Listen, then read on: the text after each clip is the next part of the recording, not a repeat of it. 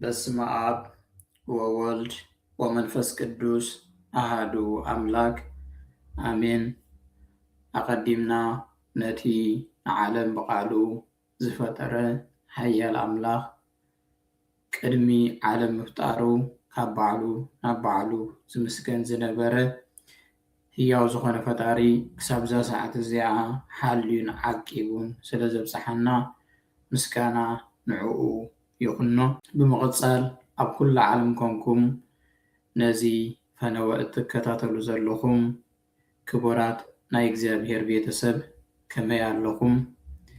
ኣሜን። ቅዱስ እግዚኣብሔር ኣምላኽና ንቓሉ ክንሰምዕ ብቓሉ ክንፀናናዕ ስለ ዝፈቐደልና ንዕኡ ምስጋና ይኹኖ። ከም ፍቓድ እግዚኣብሔር ንሎማዓንቲ ኩሉ ንፅቡቅ እዩ። ሮሜ ምዕራፍ 8 ቁፅሪ 28 እዚ ቃል እዚ ሃዋርያው ቅዱስ ጳውሎስ ናብቶም ናይ ክርስቶስ ኣመንቲ ዝኾኑ ኣብ ሮማ ዝቕመጡ ዝነበሩ ኣብ ሮሜ ዝነበሩ ምእመናን ዝፀሓፎ መልእኽቲ እዩ። ልዕል ኢሉ ኣብዚ መልእኽቲ እዚ ክዛረብ እንከሎ ቅዱስ ጳውሎስ ኣብዚ ዓለም ክንነብር እንከለና ብዙሕ ፈተና ከም እንሕልፍ ብዙሕ ሽግራት ከም ዘጋጥሙና ነዚ ሽግራት እዚ እንብድሃሉ ሓይሊ ድማ ሓይሊ እግዚኣብሔር ምዃኑ ተስፋና ድማ ካብ ምድሪ ዝቐፀለ ኣብ ሰማይ ምዃኑ እግዚኣብሔር ኣባና ዝገብሮ ነገር ድማ ኩሉ ንሰናይ ምዃኑ ዝገልፅ ኣብ ሂወት ክንነብር እንከለና ከምቲ ቅዱስ ኢዮብ ዝበሎ ኣብዚ ዓለም ምንባር ከምቲ ሓደ ዓስከር ተገዲዱ ዝስለፍ ከምኡ ኣብዚ ሂወት ወይ ኣብዚ ምድሪ ምንባርና ኣዝዩ ብርቱዕ ፈተና ኣለና። ቅዱስ ኣቦና ኢዮብ ከም ዝገለፆ ኣብዚ ዓለም ክንነብር እንከለና ኣዝዮም በዳህቲ ዝኾኑ ፈተናታት በዳህቲ ዝኾኑ ሽግራት ከጓንፉና ተኽእሎ ኣሎ ከጓንፉና እውን እኽእል እዩ።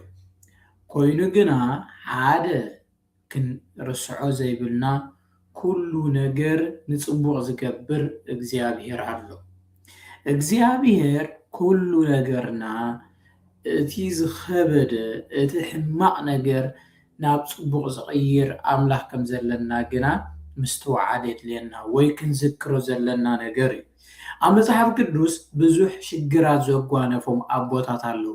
ካብቲ ሽግራት ድማ እግዚኣብሔር ይውፆም ነቲ ክፉእ ብሰናይ እናለወጠ እግዚኣብሔር ኣምላኽ ኣብ ሂወቶም ኣዝዩ ሰናይ ተግባር ኣዝዩ ፅቡቅ ነገር ክገብር እንከሎ ኢና እንሪኦ። ኣብ ኦሪት ዘፍጥረት ምስ እንምልከት ናይ ቅዱስ ዮሴፍ ታሪክ ኢና ንምልከት። ዮሴፍ ወዲ ያዕቆብ ኩላትና ታሪኹ ከም እንፈልጦ ብሕዋቱ ናብ ጉድጓድ ኣራዊት ንኽብላዕ ተጓሓፈ። ካብኡ ኣውፅኦም ድማ ናብ ግብፂ ሸጡ። ኣብ ግብፂ ድማ ብዙሕ ፈተናታት ጎነፎ። ካብ ቤት ኣቡኡ ምፍላዩ ከይኣኽሎ ኣዝዩ ዓብይ ዝኾነ ሽግር ኣጓኒፍዎ ነይሩ። እቲ ሽግር እንታይ ምስ እንብል ሰበይቲ እቲ ኣመሓዳሪ ናይቲ ሃገር ከምዚ ዓመፃ ይሓቢራ። ዮሴፍ ናይ እግዚኣብሔር ሰብ ንእግዚኣብሔር ዝፈርሕ ሰብ ስለ ዝነበረ ነቲ ነገር ከም ዘይገበሮ እኳ እንተተዛረበ ሰይቲ ንጉስ ብምዃና ጥራይ ተኣሚና ግን ናብ እስር ቤት ክድርበ እንከሎ ኢና እንምልከቶ። እግዚአብሔር ግና ኣብ ኩሉ ሂወቱ ይኽተሎ ነበረ። ምክንያቱ ዮሴፍ ናይ እግዚአብሔር እሙን ኣገልጋሊ ስለ ዝነበረ ናይ እግዚአብሔር እሙን ውሉድ ስለ ዝነበረ እግዚአብሔር ኩሉ ነገር ንሰናይ ይገብረሉ ነይሩ። ኣብዚ ኾር ኮይኑ ኩላትና ከም እንፈልጦ ድማ ኣብቲ እስር ቤት እግዚአብሔር ፅቡቅ ነገር ገበረሉ። ሓለቃቶም እስራት ገበሮ ነቶም ዝጭነቁ ዝነበረ ድማ ሕልሞም እናፈተሐ ዕረፍቲ ሂቦም ነይሩ። ኩሉ እቲ ሕልሚ ድማ ከምቲ ግቡእ ይኸውን ነበረ። ካብ ዕለታት ሓደ መዓልቲ ግና እግዚአብሔር እቲ ኣርእይዎ ዝነበረ ሕልሚ ክፍፅመሉ ስለ ዘለዎ ኣብ ቤት ግብፂ ኣብ ሃገረ ግብፂ እግዚአብሔር ኣምላኽ ኣንገሶ። ነጊሱ ድማ ኩላትና ከም እንፈልጦ ኩሉ ንሰናዩ ከም እንብል ዘለና ድማ ነጊሱ ኣብ ግብፂ ነቶም ኣሕዋቱ ነቶም ዝሸጥዎ ነቶም ዝጓሓፍዎ ኣሕዋቱ ክረድእ እንከሎ መፂኦም እቶም ዝለዓሉ ዘይትንከፉ ዘይነዓቁ ክቡራት ንክኾኑ ዝገበሮም ቅዱስ ዮሴፍ ኣብታ ሃገር ስለ ዝነገሰ እዩ ዮሴፍ ኣብ ግብፂ መፂኡ እንተዘይነግስ ነይሩ ምናልባት እቲ ጥሜት ክሳገረሉ ዝኽእሉ መስርሕ ንግብፃውያን እውን ዘይክህልዎም እኽእል ነይሩ ኸውን እግዚኣብሔር ግና ኩሉ ንፅቡቅ ስለ ዝገበሮ ንዮሴፍ ኣንጊሱ ጥበብ ብምስትውዓል ብምሃብ ነታ ሃገር ክድሕንሉ ዝኽእሉ ጥበብ ካብ መሽኮራጉር ጥሜት ክወፅሉ ዝኽእሉ ጥበብ እግዚኣብሔር ብዮሴፍ ገይሩ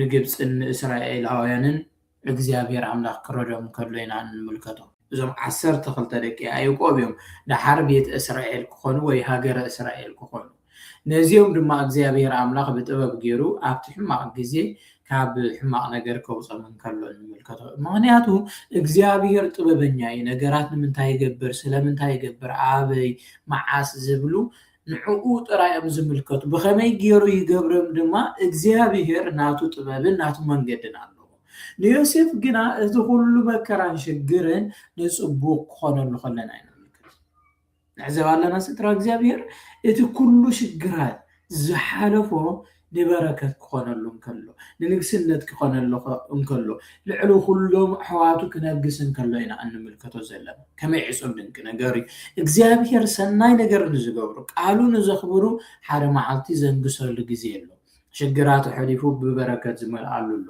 ስለዚ ባር ስድራ እግዚአብሔር ኣብ ኩሉ ንገብሮ ህይወትና ጉዕዞ ህይወትና برجس يو شجر مكره وزحنا خالي شجر فتنا وزحنا خالي انتخونا جنا እግዚአብሔር ንኩሉ ነገር ንሰናይ ነገር ከም ዝቀይሮ ከነስተውዕል ይግባና ምክንያቱ እግዚአብሔር ሰናይ ከም ቅዱስ ዳዊት ዝበሎ እግዚአብሔር ሰናይን ጥዑምን እዩ ስለዚ እግዚአብሔር ሰናይ ስለዝኾነ ንነገራት ድማ ናብ ጽቡቅ ስለዝቀይር ቅዱስ ዮሴፍ ነገራቱን ኣብ ጽቡቅ ቀይሮም ከሎ ኢና እንምልከቶ ዮሴፍ ቃል እግዚአብሔር ሕሉ ነይሩ ሕግ እግዚአብሔር ሕሉ ነይሩ ካብ ዝሙዝር ሓቀሰቢ እግዚአብሔር ካክረዶ ነይሩ ታሪኹ ካብ 37 ቁጥር 12 ክንምልከቶ ንኽእልና ክሳብ መጨረሻ ምዕራፍ ዘሎ ታሪኽ ዮሴፍ ምስ ጀመረ ኣብ መጨረሻው ኣብቲ ምዕራፍ ምስ እንምልከቶ ሬሳይ ኣብዛ ኣይትግደፍዎ ኢልዎም ስለዝነበረ ሬሱ ሒዞም ኣብቲ ኑዛዜ ዝሃቡ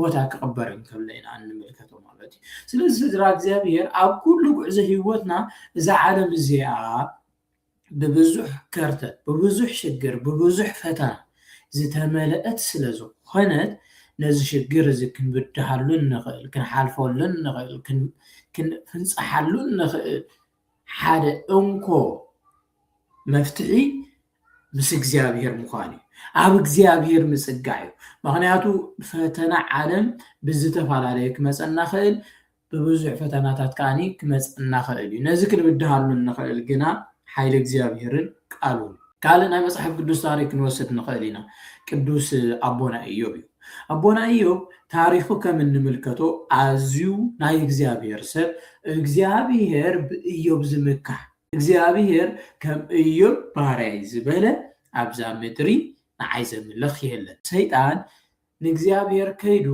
መጽሓፍ ኢዮብ ብምሉእ እንመልከቶ ስድራ እግዚአብሔር ንምድሪ ኮሊለያ እሞ እንታይ ረኸብካ ከም ኢዮብ ባርያይ ዝበለ ስርኢኻ ኢልዎ ኢዮብ ዘምልኸካ ዘሎ ኢዮብ ዝእዘዘካ ዘሎ ኢዮብ ዝንበርክኸልካ ዘሎ ኢዮብ ዝግዛእካ ዘሎ ኢዮብ ትእዛዝካ ዘኽብር ዘሎ እንታይ ስለ ዘብደልካሉ ሙሉእ ስለ ዝሃብካዮ እዩ ሙሉእ ስለ ዝሃብካዮ ኢዮብ ዘምልኸካ ዘሎ ዝእዘዘካ ዘሎ ኩሉ እንትነገሮ ኩሉ እንትንኡ ስለ ዝመላእኻሉ ከማርረካ ኣይክእልኒ ኢዮብ ሓንቲ መዓልቲ ነገራት እንተዳጉዲልካሉ ካብ ትእዛዝካ ርሒቕ ኣይእዘዘካን እዩ ንኢዮብ ኩሉ ነገር ስለ ዝሃብካዮ እዩ ዝእዘዘካ ዘሎ በሎ ይብል እግዚአብሔር ድማ ንኢዮብ ባርያይ ከም ኢዮብ ባርያይ ዝበለ የለን ንኢዮብ ካብ ህይወት ወፃኢ ኣብ ኩሉ ነገር ፈትኖ ኢሉ ሰደዶ ይብል መጽሓፍ ቅዱስ።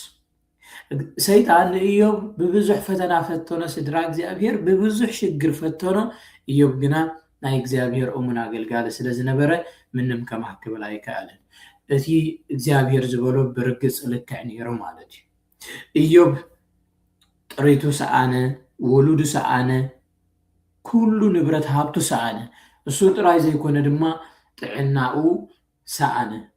ኣዝዩ ኣብ ሕማቅ ኩነታት ወደቀ። ሰበይቱ ክሳብ እትክሕዶ ኮነ። ስድራ እግዚአብሔር ነሰውዕላ ኣለና። ኩሉ ሃብቱ ሲኢኑ፣ ውሉዱ ሲኢኑ፣ ጥዕንኡ ሲኢኑ፣ እታ እንኮ ዝነበረት ኣብ ጎኑ ድማ ንእግዚአብሔር ክሕድ ከም ዘለዋ ኣተባቢዓቶ። ሕሰብዎ እንተደኣ ኩሉ ነገር ኣብ ዓለም ዘሎ ክሒድካ እቲ ኣሚነይ ዝበልካዮ እንተደኣ ሒድካ ኣብ ዓለም ክትፅበዮ ትኽእል ነገር እንታይ? ምንም ነገር የለን ማለት እዩ። እንተደኣ እቲ ዝኣመንካዮ ሰብ ዝኣመንካዮ ኪዳን ጠሊምካ ኣዝዩ ከቢድ ሂወት እዩ። እግዚአብሔር ግና እቲ ፈተንኡ ርዩ፣ እቲ ትዕግስቱ ርዩ፣ ትዕግስቲ ኢዮብ ርዩ እግዚአብሔር ኣምላኽ ክድብሶም ከሎ ከዓ ንምልከት ማለት እዩ።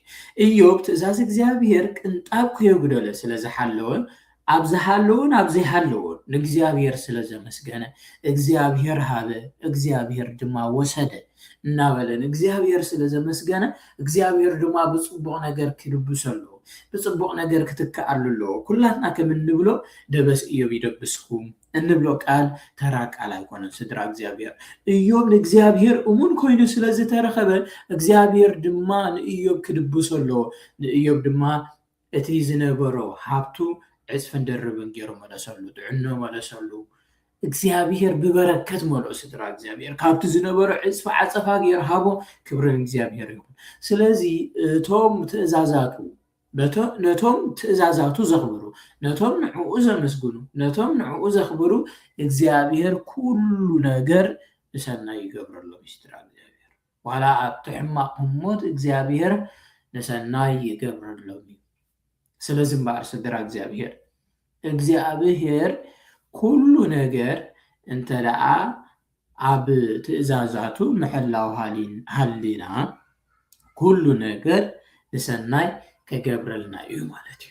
ኣብዚ ዓለም ክንነብር ከለና ብዙሕ ፈተናን ሽግርን ክህልወና ክእል እዩ። ስድራ እግዚአብሔር ንሕና ዘይተፀበናዮ ፈተና ኣብ ሂወትና ክመፅእ ክእል እዩ።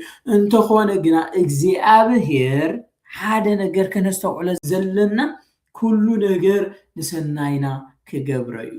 ምክንያቱ ንሱ ቃሉ ኣይሕሱን እዩ። ስድራ እግዚአብሔር ንሱ ቃሉ እንተደኣ ኣኽቢርና ከም ቃሉ ብመንገዱ እንተደኣ ተጓዒዝና እግዚአብሔር ኣምላኽ ኩሉ ነገር ንምንታይ ክገብረልና እዩ? ንሰናይ ክገብረልና እዩ። ስድራ እግዚአብሔር ናይ ሙሴ ታሪክ ንመልከት። ሙሴ ኣብ ቤት ፈርዖን ክዓቢ እንከሎ እግዚአብሔር ንፈተና ይስሕሎ ነይሩ። እግዚአብሔር ንመሪሕነት ይስሕሎ ነይሩ። እግዚአብሔር ንህዝቢ እስራኤል ካብቲ ፀቢብ ህሞት ንኸውፆም እግዚአብሔር ይስሕሎ ነይሩ። መንገዲ የዳልወሉ ነይሩ። ስድራ እግዚአብሔር ናይ እግዚአብሔር ጥበብ ፍሉይ እዩ። ንህዝቢ እስራኤል እዚ መከራ ዝምሰውረድሎም እግዚአብሔር ንሰናይ ክገብሮ ንመከራ ህዝቢ እስራኤል ኣብ ቤት ፈርዖን ወላዲቱ ክዓቢ እግዚአብሔር ጥበብ ገበረ። ንህዝቢ እስራኤል ድማ ካብቲ ተጨቂኖሞ ዝነበሩ ካብቲ ከቢድ ህሞት ካብቲ ከቢድ ፈተና ካብቲ መሪር ግዝኣት ፈርዖን ውሉዶም ዝረግፅሉ ዝነበሩ ኣዝዩ ፍሉይ ዝኾነ ጭካነ ንኸውፆም እቲ ነገራት እቲ መከራ እቲ ሽግር ናብ ፅቡቕ ንኸቐይረሎም እግዚአብሔር ንሙሴ ኣብ ቤት ፈርዖን ክዓቢ ገበሮ። ኣብ ቤት ፈርዖን ክዓቢ ገይሩ ድማ እግዚአብሔር ኣምላኽ ንህዝቢ እስራኤል ካብቲ ዝነበሮም መከራ ሽግር ከውፆም ግዴታ ነበሮ። እግዚአብሔር ኣምላኽ ጥበብ ተጠቂሙ ድማ ብሙሴ ገይሩ ንህዝቢ እስራኤል ሓራ ኣውፆም። ስድራ እግዚአብሔር ስለዚ እምበኣር ኣብ ሂወትና ክንዲ ዘጓነፈ የጓንፈና ፈተና ክንዲ ዝበፅሐ ይብፅሐና ፈተና ሽግር ስድራ እግዚአብሔር ኩሉ ግዜ ሓደ ነገር ክንዝክሮ ዘለና ኩሉ እግዚአብሔር ንምንታይ ክገብረ እዩ? ንፅቡቅ ክገብረ እዩ። ኩሉ ኣብ ሂወት ዝመፅእ ፈተና እግዚአብሔር ኣሚንና እግዚአብሔር ተወኪልና ንእግዚአብሔር ሒዝና ኩሉ ንፅቡቅ ከም ዝኸውን ክንኣምን ይግባአና። ስድራ እግዚአብሔር ኩሉ ንፅቡቅ እዩ። ዕላማ እግዚኣብሔር ኣባና ኣብ ደቂ ሰባት ኣብቶም ትእዛዛቱ እንኽተል ኣብቶም ንዕኡ እነምልኽ ኩሉ ነገር ንሰናይና እዩ ስድራ እግዚኣብሔር በቲ እግዚኣብሔር ዝብለና እንተደኣ ንነብር ኮይንና በቲ እግዚኣብሔር ዝፈትዎ መንገዲ እንተደኣ ንኸይድ ኮይንና ኩሉ ነገር ኣብ ሂወት ዝኸውን ስድራ እግዚኣብሔር ንፅቡቕ እዩ ፈተና ክበፅሓና ክእል እዩ ዘይተፀበናዮም ሽግራት ኣብ ዙርያና ክኸቡ ክእሉ እዮም ኣብ ሂወትና ሓሲብናዮ ዘይንፈልጥ ድቦላ ወዲቕና ክኸውን ይኽእል እዩ ማንም እዚ ፈተና እዚ ኣብ ካልእ ሰብ ኣይወረደን ከማይ ዝተፈተነ ኣብዛ ምድሪ የለን ክንብለሉ ንኽእል ኩነታት ክህሉን ኣጋጢሙን ክኸውን ይኽእል እዩ እንተኾነ ግና ስድራ እግዚኣብሔር ናይ እግዚኣብሔር ሓይሊ ልዕሊ ማንም ይበልፅ ማንም ሰብ ኣብዛ ምድሪ ዝፍተን ኣባይ ዝበፅሐ ፈተና ኣብ ማንም ኣይበፅሕን ክብል ክኽእል የብሉን ምክንያቱ ኣኻ ዝበፅሐ ተራ ነገር ክኸውን ይኽእል እዩ ኣባኻ ዝበፅሐ ፈተና ምስ ናይ ካልእ ተወዳዲሩ ምስ ናይ ኢዮብ ተወዳዲሩ ምንም ነገር ክኸውን ይኽእል እዩ ተራ ነገር ክኸውን ይኽእል እዩ እንተኾነ ግን ከም ዓቕምኻ ስለ ዝፈትነካ እግዚኣብሔር እቲ ፈተና እንተበርቲዕካ እግዚኣብሔር ንፅቡቅ ከም ዝገብረልካ እመን እግዚኣብሔር ነቲ ኩሉ ሽግራትካ ኣሕሊፉ ከም ህዝቢ እስራኤል ስድራ እግዚኣብሔር ንፅቡቅካ ክገብሮ ከም ናይ ዮሴፍ ታሪክ እግዚኣብሔር ንፅቡቅካ ክገብሮ ኣብ መጨረሻ ከም ናይ ዮሴፍ ከም ናይ ኢዮብ ደበስ እግዚኣብሔር ኣምላኽ ንኩሉ ፈተናካ ንኩሉ ሽግራትካ ንኩሉ ፀገማትካ ንኩሉ ሕማምካ እግዚኣብሔር ንፅቡቅ ክገብሮ እዩ ሕማም ኢዮብ ብጥዕና ሽግር ዮሴፍ ፅምዋ ዮሴፍ ብውሉድ ብስድራ ቤት እግዚኣብሔር ከም ዝመለሰ ሽግር ህዝቢ እስራኤል ድማ ብበረከት መሊኡ ናብታ ምድሪ ተስፋ ናብታ ርስቶም ከም ዘሳገረ እምበር ስድራ እግዚኣብሔር ንዓና ድማ ዘሎ ኩሉ ሽግርን ፈተናናን እግዚኣብሔር የሕሊፉ ኩሉ ነገር ንፅቡቅ ክገብሮ እዩ ኣብ ሂወትና ዘጋጠመ የጋጥም ፈተና ሓደ ነገር ክንብሎ ዘለና ኩሉ ነገር ንፅቡቅ እዩ ንበል ኣብዚ ዓለም ክንነብር ከለና ብዙሕ ሽግራት ክብድሁና ክእሉ እዮም እንተኾነ ግና እግዚኣብሔር ሒዝና ኩሉ ንፅቡቅና እዩ ኩሉ ንሰናይና እዩ ኩሉ እግዚኣብሔር ዝሓሰበልና ዝመደበልና ነገር ኣሎ ኢልና ንሕሰብ እግዚኣብሔር ድማ ለዋሃን ሮሮን ፈቃርን ስለ ዝኾነ ዘሎ ሽግራትና ቀንጢጡ ዘሎ ሕማምና ቀንጢጡ ዘሎ ፈተናና ቀንጢጡ ኩሉ ንፅቡቅ ክገብረልና እዩ ኩሉ ንፅቡቅ እዩ እግዚኣብሔር ኣምላኽና ሽግራትና ቀንጢጡ ኩሉ ነገራትና ንፅቡቅ ይግበሮ ሮሜ 8 ቁፅሪ 28 ኩሉ ንፅቡቅና እዩ እግዚኣብሔር ኣምላኽና ኩሉ ንፅቡቅ ይግበሮ ስብሐት ለእግዚአብሔር ሻነ ዘፈጠረ ከመን ኣምልኮ ንኾነ መስግኖ ዝፈጠረና ኣምላኽ ምስጋና ንዑ ይኹን